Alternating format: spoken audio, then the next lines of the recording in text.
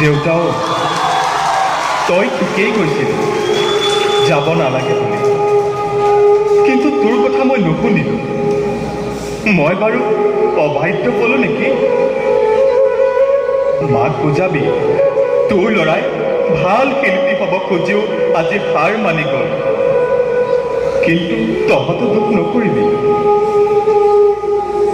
দেউতা, তোৰ ল'ৰাই অন্য একো কৰিব নোৱাৰিলেও মৃত্যুৰ ৰাগ মুহূৰ্তত চিঞৰি চিঞৰি নিজকে অসমীয়া বুলি পৰিচয় দি থৈ গ'ল। আমি অসমীয়া,